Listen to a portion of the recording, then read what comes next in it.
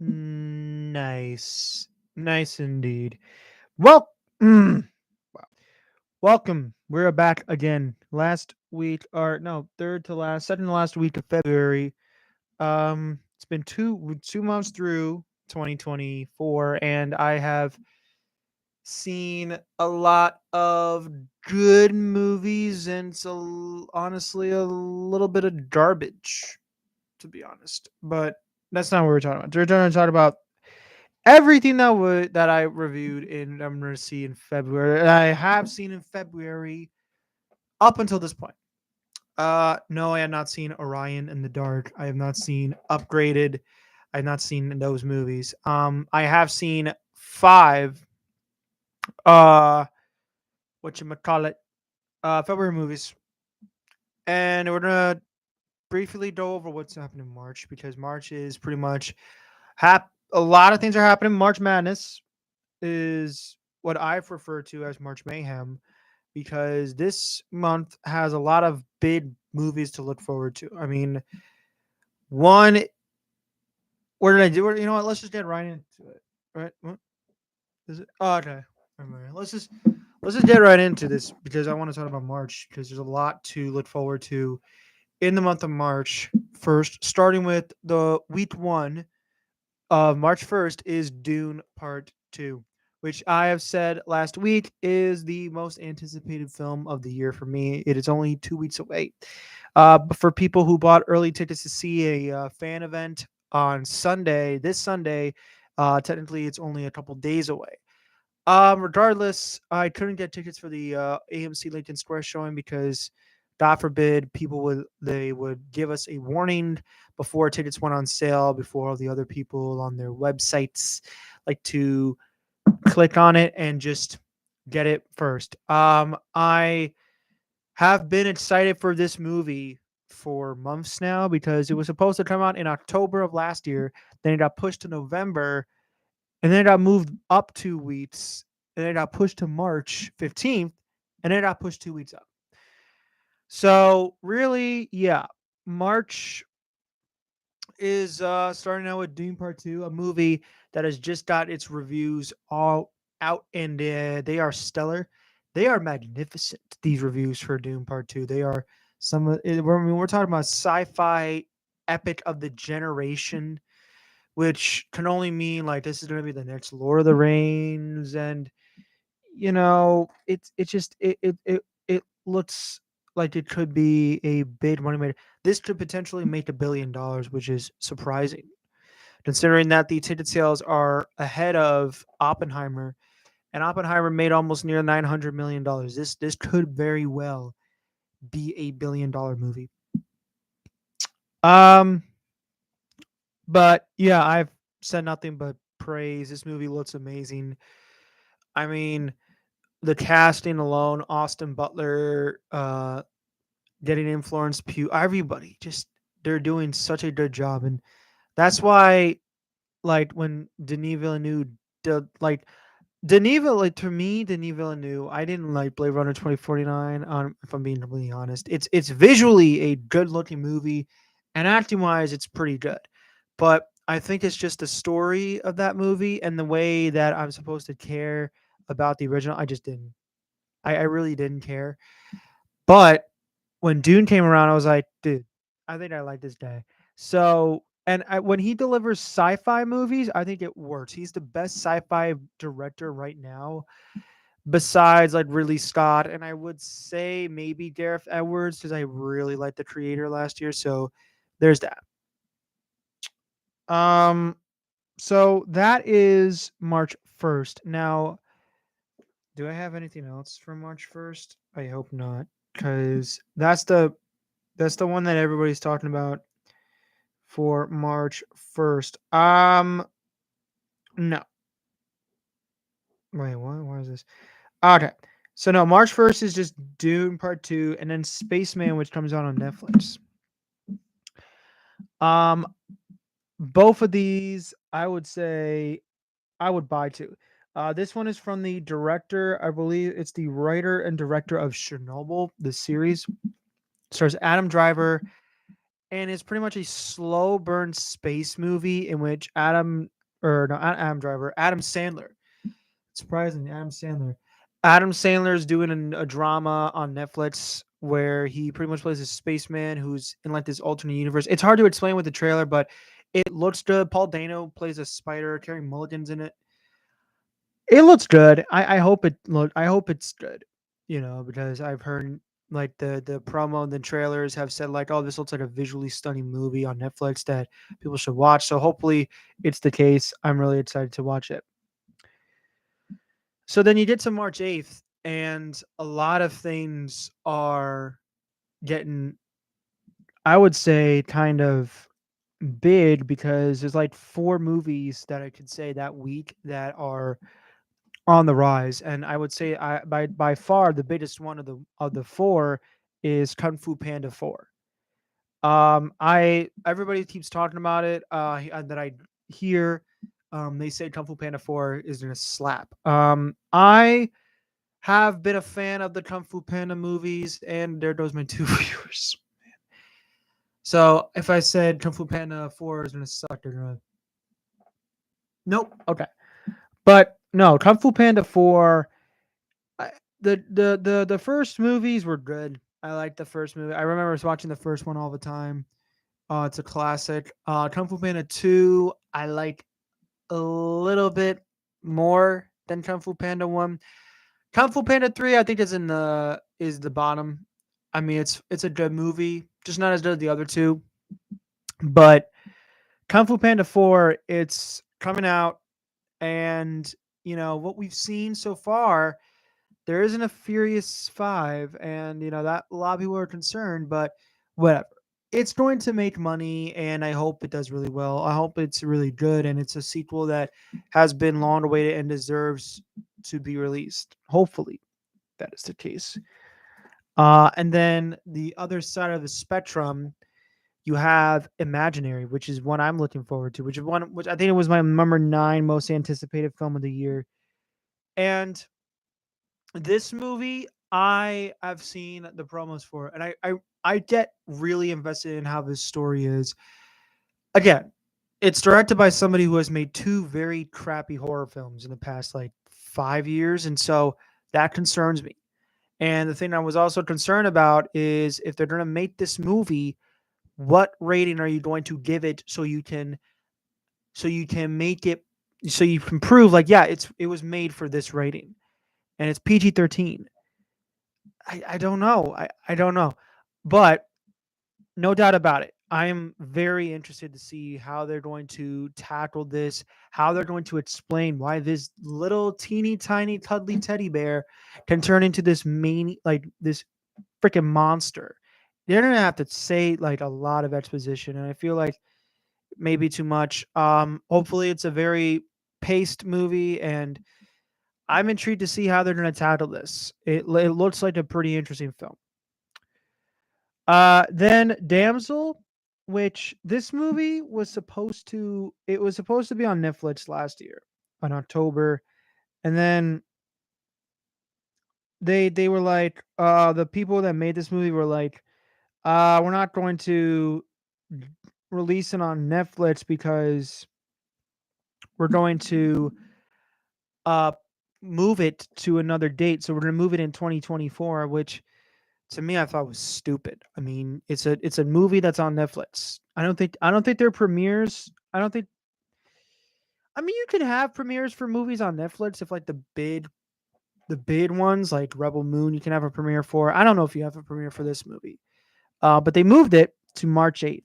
And the premise of this is pretty much that this woman played by Millie Bobby Brown, who's a princess, marries a prince, and his family kind of has a ritual of like sacrificing the wife to fight this dragon and survive in this cave. And Millie Bobby Brown's character is like, I'm gonna stand and help out all the fallen warriors. So and they say on the promo this is not a fairy tale. It's directed by Juan Carlos Fresnadillo. I hope I'm pronouncing that name right. And in terms of his movies that he has done.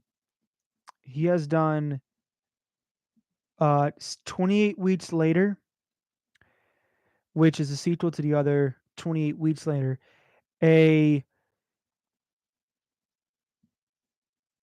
a Spanish thriller called Intacto, and a supernatural horror film called Intruders, which was not good. They say it has a fantastic first act, but then settles into a bland plot and scare tactics that aren't all too scary. So, I mean, this could be interesting. I really think this could be interesting. Again, I have to look. Hopefully, it is a good film. I want it to be a good movie. We'll see. Then on March 7th, I forgot to skip a whole date. March 7th. Well, technically, everything comes out a day early, but not Netflix movies. But March 7th is Ricky Stenicki. And this is a Amazon Prime comedy in which Zac Efron and Andrew Santino and somebody else, I forget the name of. I think they were in like the Blackening horror movie, which I never saw. But they pretty much they say they want to go to they make an excuse to go to Vegas because they say their friend is sick. They make up a friend, Ricky Stenicki, and then somebody finds out like, hey, what's with this guy? I called every hospital and they said he was never in the hospital. Where is this guy? And so they hire somebody who's fake, who's an actor, played by John Cena, to pretty much play Ricky Stenicki. And out of nowhere, things start to ensue, and it's kind of like a buddy comedy, which it looks funny. I'm curious how they're going to tackle this one if they do in a good way. If they don't, well, then they screwed themselves over. Sorry. Then March 15th, worldwide. Well, tentatively early March 8th in selected theaters, but March 15th is a movie called Love Lies Bleeding, which is from director Rose Glass, who made her feature film debut with Saint Maud. I never saw Saint Maud or Maud, however you want to call it. And this was a breakthrough because the reviews that this movie got was incredible. It was getting so much praise, and yeah, that movie was great. From what people said, I haven't seen it yet. I don't know if it's available. I might want to check it out before I see this movie because. But here's the thing: A24 is also with this movie. It's distributing this film, and A24. I'll admit, when A24 hits, they hit. When I think they stink, they stink. So this has got to be you got to hit hard. You got to hit hard and hit home. And what I've seen is that these trailers look good, and it's a apparently it's getting great reviews. So hopefully this movie gets there. So that's March 15th. March 21st, you got two movies. The one I'm actually looking forward to over the other one is Roadhouse. This is from director Doug Liman, who directed American Made and what's its face? Edge of Tomorrow. This movie, it's a remake, stars Jake Gyllenhaal, and pretty much this guy, he comes in here, helps out with Roadhouse in case there's like a fight at the bar, and Conor McGregor. It looks cheesy, but again, Roadhouse was a cheesy guilty pleasure from what I've heard from most people. So the fact that they're remaking it and it stars Jake Gyllenhaal and he is ripped in this movie, he looks like he's been working out daily, and that's just awesome. That is awesome. So I'm very excited to see what he has to pull off in this movie. It may, I don't know. I don't know. It could be good. It could be not. But as long as I'm entertained, I'm entertained. And then the movie that I I would say out of this entire list that I'm not looking forward to, that I have my, I mean, I'm looking forward to it, but I have my concerns about is Ghostbusters Frozen Empire. Didn't really like the first trailer, and I didn't I didn't like the second. I don't know. I like Ghostbusters Afterlife. I like it. That's what I'll say. I like that movie. I completely forget the 2016 movie that came out. We never talked about that one because everybody just didn't like it. I didn't like it because I don't have specific agendas. I don't think it's a funny movie. I don't think it's worth it. And to reboot it in a way like that, just I don't know. And then Ghostbusters Afterlife came out and was like, yeah, it was kind of a good sort of refresh, nostalgic ride. This movie looks to do the same thing, bring in the characters, have them on screen more. I just don't know if it's unnecessary. I don't know if it's necessary enough, and that really concerns me because I do want this movie to do well. I don't know because they immediately were like, "Yeah, we're gonna make a sequel to this movie," because when money movies do well, people are like, "Let's get right on to the sequel." So I just you're making it more, you're making it difficult for me to be like, "Yeah, I understand," but I have no idea how this movie's going to do. I really don't. I correct me if maybe this movie will be good, maybe it won't. I have no idea.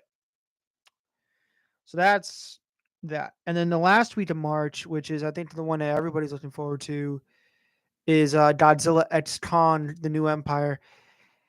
You can bet that I'm gonna buy tickets for this thing when it comes out. Like, I mean, it's just the sheer excitement of hearing that Godzilla and Kong fighting a huge red orangutan with another mini Kong. It's the year. It's this the next 2 weeks, the last week of March and the first week of April, are going to include a lot of monkeys because Godzilla X Kong, and then we get Monkey Man, which is a Jordan Peele produced film, which is like an Indian John Wick, which looks awesome. And the title Monkey Man just sounds interesting. And I think that's like they take it on like the history of like the white monkey, how it protected the town they were in.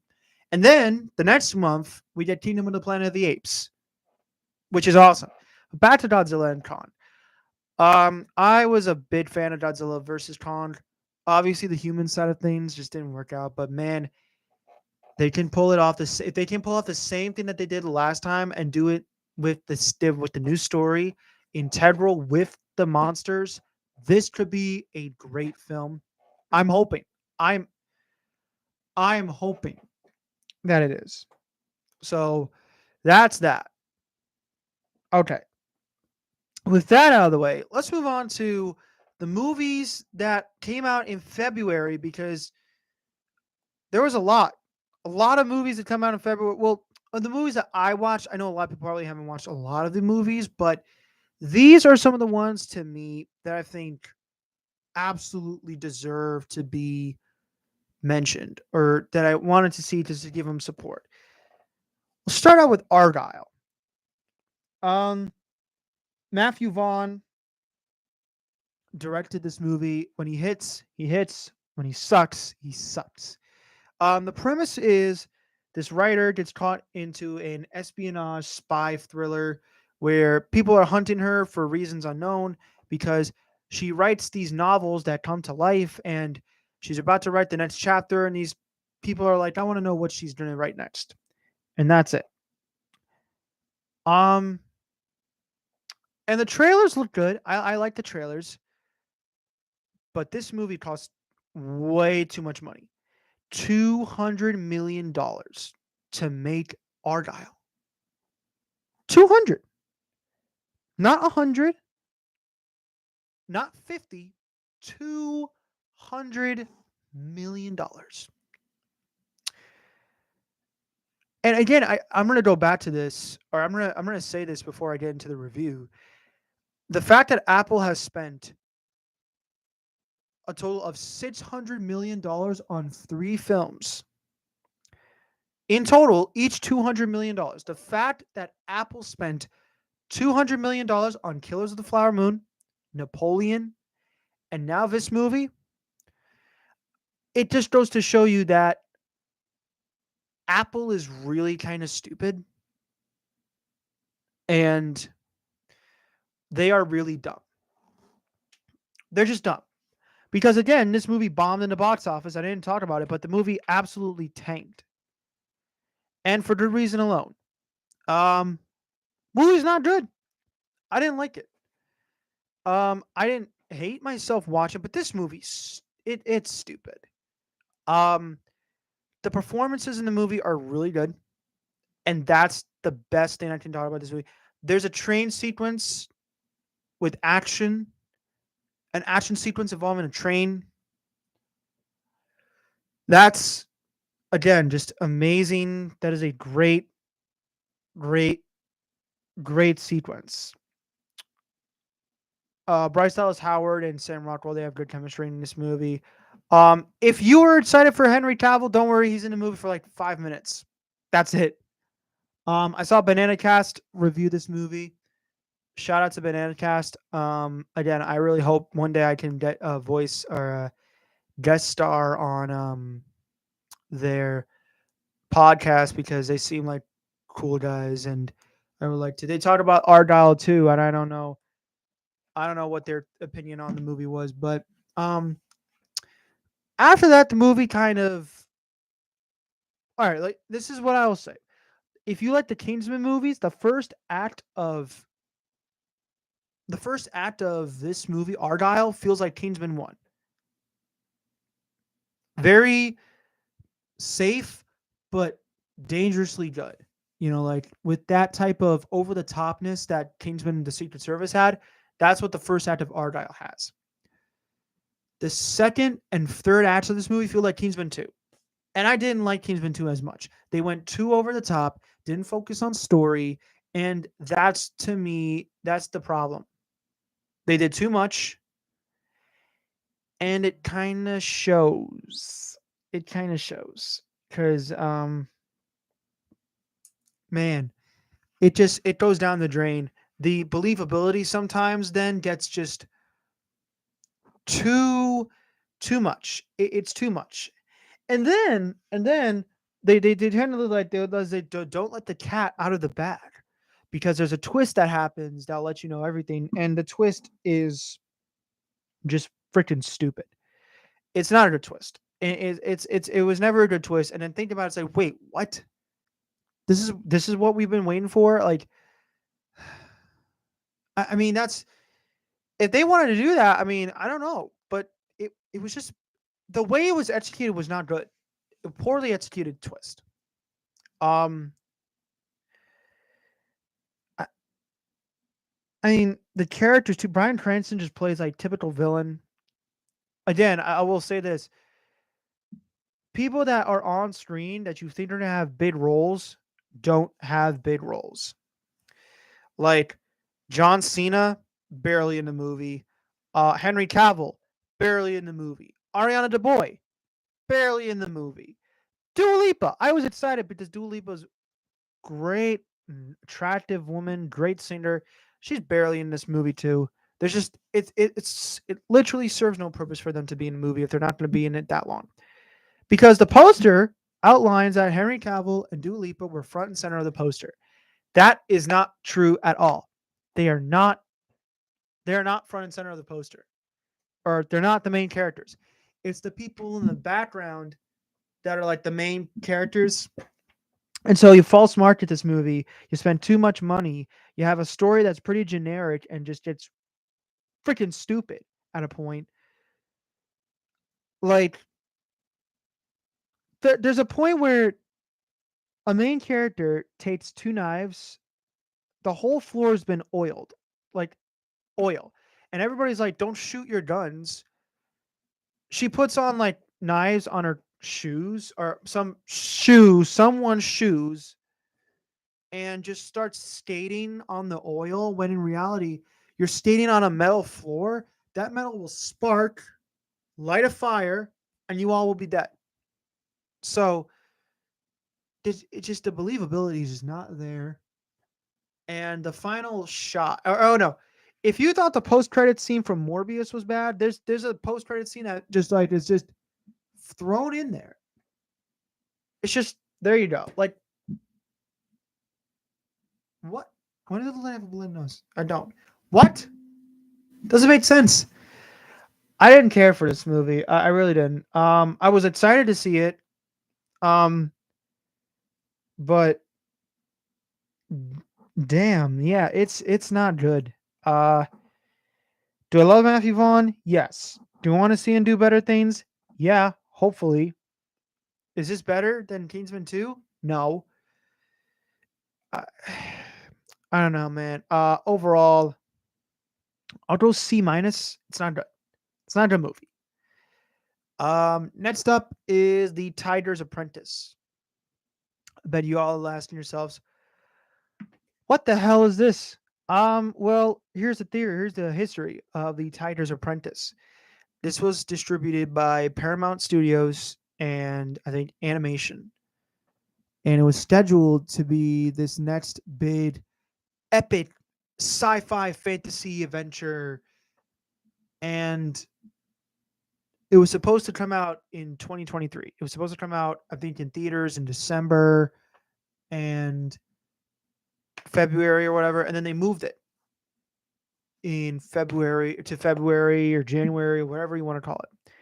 And then they said, you know what, we're gonna do? We're gonna put the nail in the coffin and say we're gonna ship you off to Paramount Plus. They said, screw it, we're gonna put you on Paramount Plus.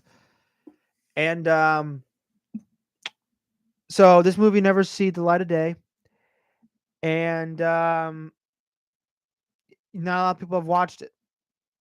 If it was on Netflix, then everybody would watch it, but it's not. It's on Paramount Plus. If you have Paramount Plus, here you go. So the story of this thing is that there's this boy who's in high school, and he apparently he has a grandmother who is the protector of these people that have the ability to turn into animals, and they're like the guardians. I forget what the name is because the story is, and then this villain comes and it's like, you have power. I want the item that you have so I can release an army and destroy the world. It's like, yeah, we've seen this story before. What did I give this movie? Because I might want to change my score. I'm sorry, I might want to change my score. Yeah, I'm gonna change it. I'm gonna change it. Okay. This is a very mediocre animation with good animation, good characters,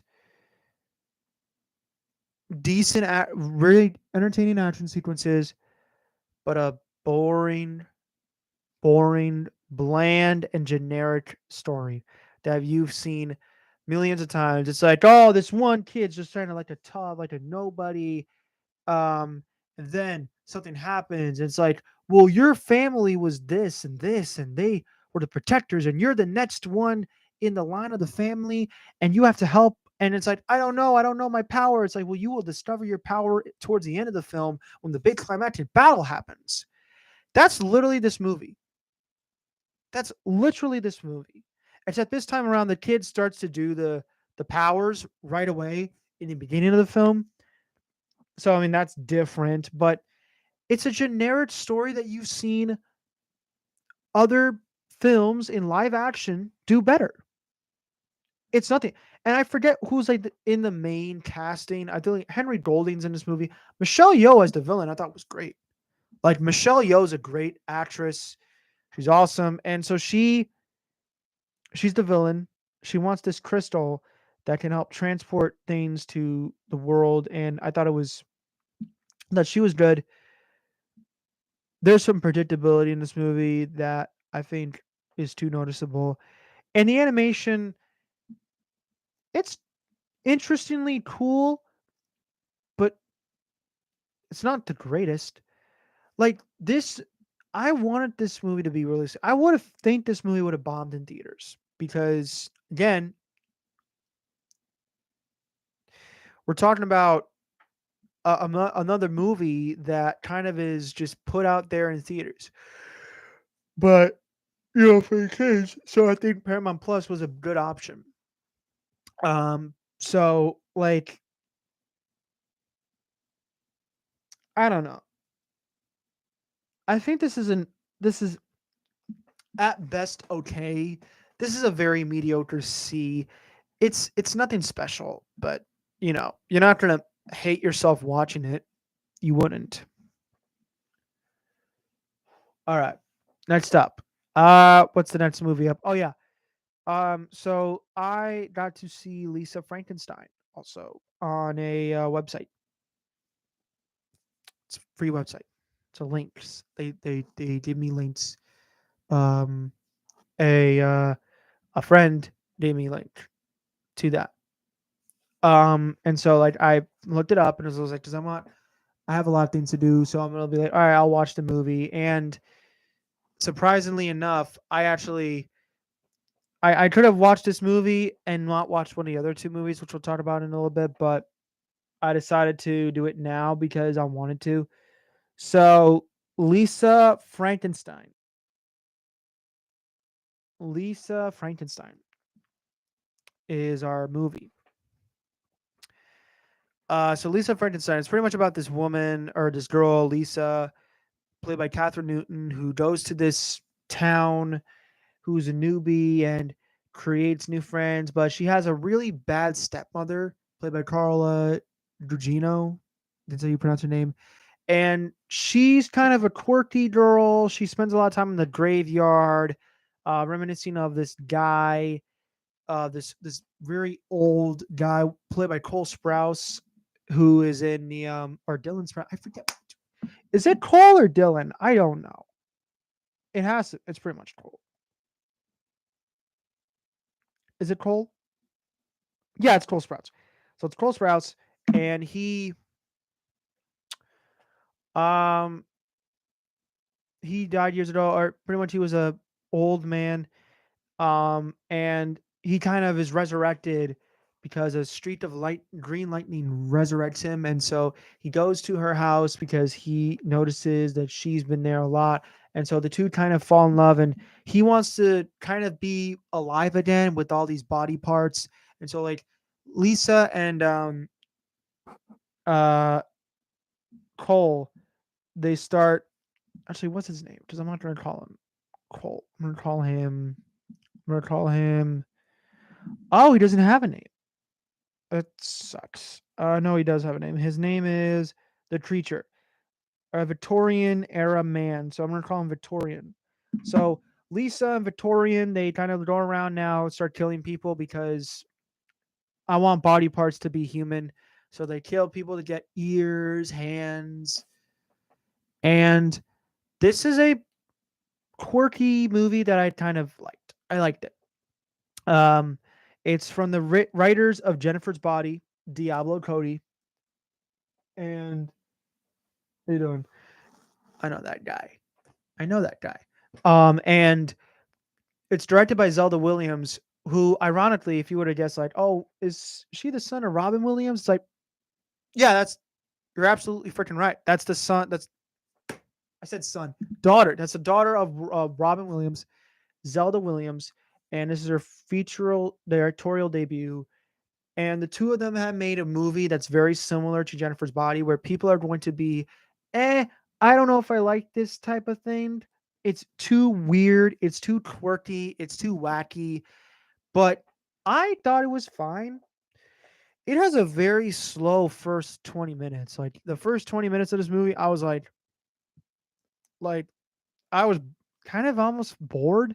But then when we get introduced to Cole Sprouse's Victorian character, I kind of think the movie rises up and gets better.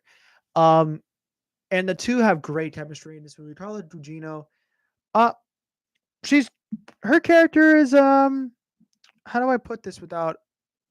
She's kind of an a hole. She doesn't like her stepdaughter in a lot of ways, and so she kind of is like, you know, Lisa's doing all this stuff, and it's like it's damaging me, and she's trying to pull her family away, her father away from Lisa. You know, you kind of feel bad at a point for the characters, and I do think that there's a little bit of a family dynamic there that works for me. And the comedy in this movie, I think it's funny, it's enjoyable. I didn't even know this. I didn't even notice when I looked at the trailer and I was rewatching the show every which way. I was literally doing that because I was like, Paramount Plus, I have nothing to do with my life right now. I will rewatch that show because of nostalgic purposes. And I made a comment on one of the actresses.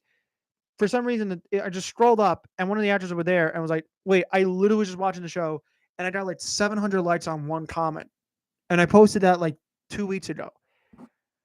I didn't know the star of that show was featured in this movie, Paula Andino. I did not know she was in this movie. And I was like, is that? And I watched the trailer again. I was like, that is her. And she was good in the movie. Everybody's good in the movie. I would say there's one that's like, whatever. But I had a fun time watching this one. Lisa Frankenstein. I go solid B. I go B. Wait, hold on. Wait, did I mess up my order? No, I didn't. Okay. Speaking of, let's go into Bob Marley, One Love, the musical biopic starring Kingsley Benadir. And this one is pretty much about the life of Bob Marley when things were going on in Jamaica, a lot of shootings, and he needed to create a peace song and do a concert for Jamaica and do it for all these other places in the world. And it was really interesting to see that they were going to do a biopic of Bob Marley because he's one of the most influential musicians of like the past century, I think. And after watching this film, I think they did a good enough justice. It's not fantastic, but it's good. But if we were only focusing on performances, this is Oscar-worthy performances from Kingsley Benadir, who is Bob Marley, and Lashana Lynch, who plays his wife. I forget the name of the wife, but Lashana Lynch is so good in this movie. She is like a scene stealer in everything she's in over Kingsley Benadir. She is awesome. She's great. She's always been a great actress, like she was in The Woman King, No Time to Die. She was awesome. She's a great actress and she's stunning in this movie. She is awesome. She plays it great. She's a scene stealer and she deserves hopefully an Oscar nomination, recognition for her performance. And the musical numbers were great. The direction I thought was good enough. I think that there's a little bit of pacing issues that I have with the movie. It is an hour and 40 minutes, but it feels like a little bit like 2 hours. Um, but I mean, it's nothing compared to. Actually, I would say I would say that I like this movie more than Bohemian Rhapsody. I don't think it's as good as Elvis.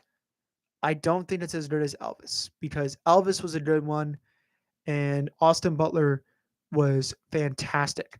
The only thing I think this movie does better than Elvis is pacing because it is shorter. It's not a 2 hour and 35-minute movie. The problem with that is that this movie I think needed to be longer because you needed to tackle more about the history of what Bob Marley did and what he was doing, how he was creating this journey to get to where he is, or the peace treaty. And I think the movie is justice enough. So I give it a B because I like this movie and I think they did a good job with the performance and casting wise, they did great. And finally, the moment we've all been waiting for, did I see what everybody's saying is the best movie of all time? Did I see Madam Web? No, I did not. Sorry.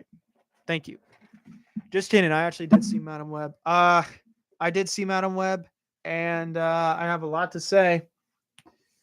Some might not be good, but we'll talk about the basis. So the premise of Madam Web, we have Cassandra Webb, who is a paramedic. She gets into an accident where she's underwater for a long time, and she has the ability now to see things in the future. And she notices that she sees a vision in where these three girls are murdered by this guy who also has the same dream over and over again about these three girls in the future becoming Spider Women, killing him by throwing him out a window. And so he has to stop them and kill them.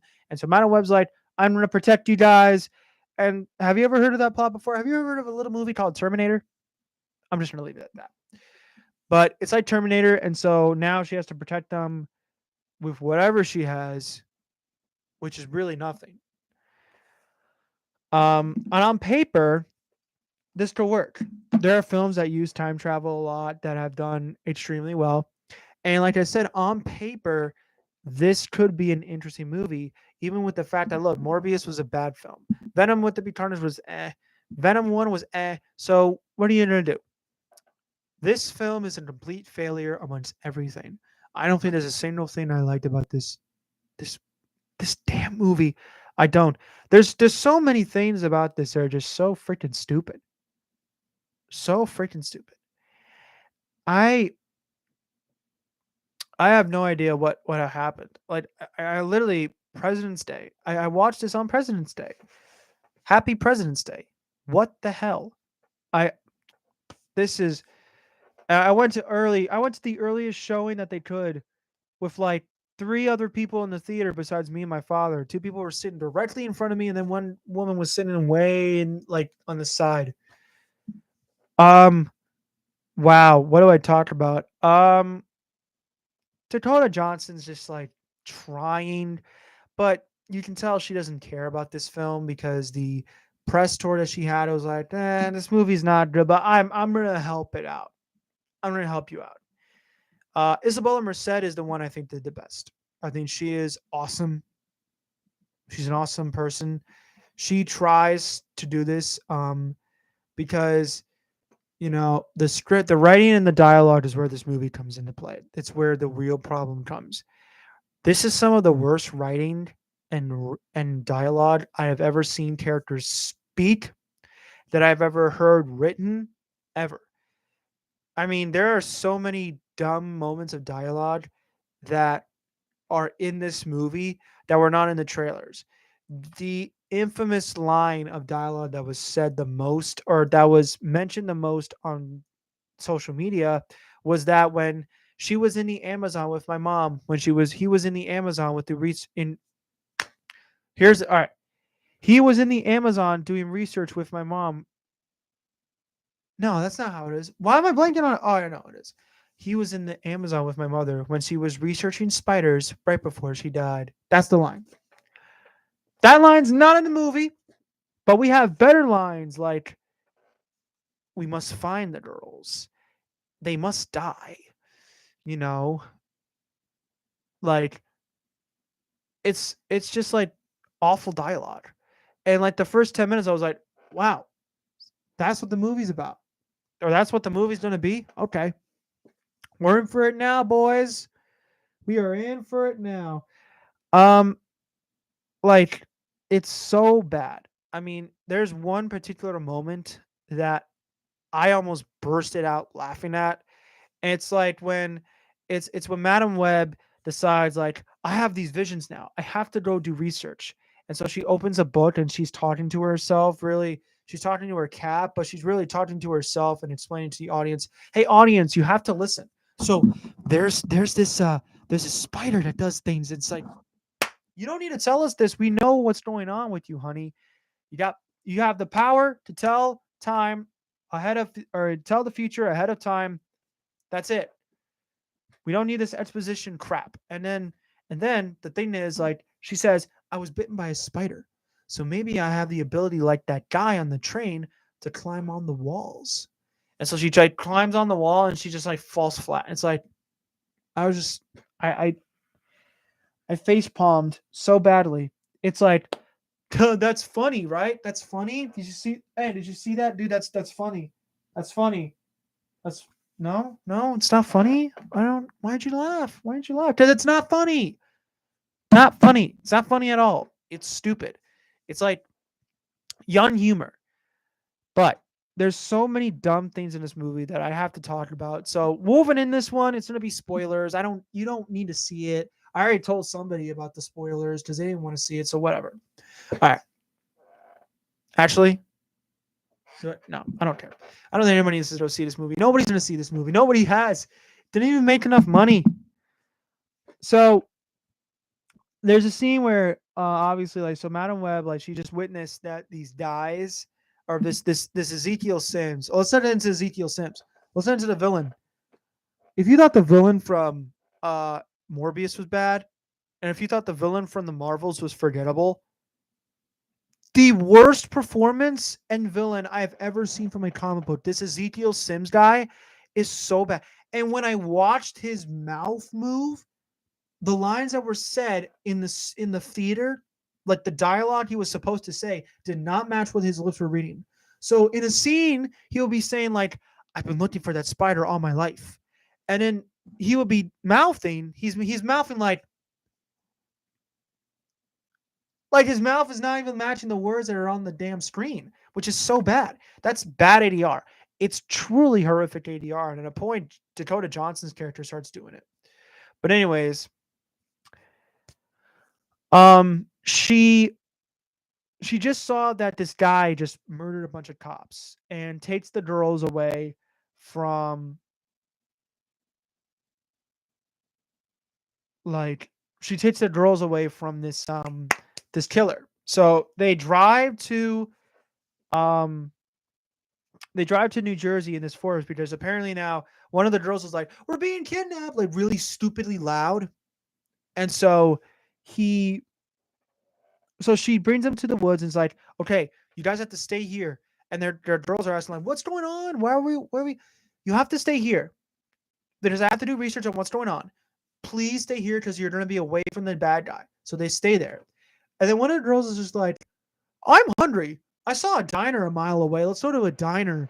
And they obviously one of the girls comes from a rich family, but she's a bad girl and a punk because she rides a skateboard. So she they order food and then they notice this group of guys. So they're like, "Oh, we're not attracting much attention. Let's dance for the boys on the table." It's nothing weird. But here's the thing. So they cast Sydney Sweeney in this movie to play like a girl that looks like a nerd. So like she has glasses, red hair, a skirt, and a blouse. And you can see the legs. So she says, "I don't have enough confidence." One of the girls says, "You know what you can do? You can take your blouse or shirt or blouse, whatever you call this. Ladies, I don't know what you call this, but she says it and ties it into a knot. And it's like, now you're beautiful. When you cast Sydney Sweeney in the role, who's already an attractive woman, you can't, you're not fooling me. It's like, oh no, she's good without the glasses on. She's good without the tied knot. And then towards the end of the film, the Madam Web's just like, she's in the background and the girls are being attacked. And so she says or they're in this firework place and like fireworks start going off in the building and start coming out through the roof. And so she's like, she's in the background and like fireworks are going off. She's like, and debris falling. So she says to them, like, she says from a distance, like, "Duck, go left, right, duck, jump, Julia, jump, dive, look out, heads down, heads up." Like she's just saying that from. Hold on, let me do this. She's like, "L, duck, right, left." She's doing that the whole time, and it's like, you are no help to these girls at all. And then the way they defeat the bad guy, it's like she moves back. So she sees a vision where the sign's supposed to fall down on the bad guy. So she's like moving back and she sees like the sign that's about to fall, but she's just moving back and the bad guy's coming close to her.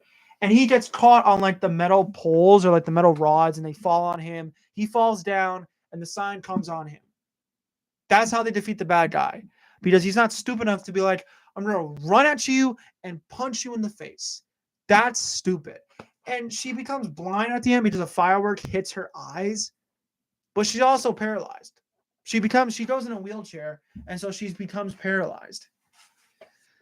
This movie is a travesty. The performances did not work. The dialogue does not work. The writing and the screenplay and the plot don't work. It's recycled Terminator plot. The characters are unlikable. The villain is awful, and a protagonist that we don't care for. Who is this movie for? I could have been like, this is a D minus because I mean, Isabella Merced, she's a good looking woman. She's fine. She's trying to do what the script is, but this is an F. Like this is an F. Like, hold on a second. This is an F. I mean, like, come on. It's nothing. There's no other way to say it. This is a fail. This is a failure of a film, and I don't recommend people watch it. If you have watched it, I feel sorry for you, but I feel sorry for myself. But if you haven't watched it, God bless your soul. You are saved. And that's going to do it. We ended off on a sour note. Man, imagine that. But again, hopefully we have the rest of February and then Dune. Hopefully we're gonna get saved by Dune Part 2. I want to get saved. But thank you guys so much for tuning in. Next week, 1:30, same time as usual. Thank you, and I'm signing off.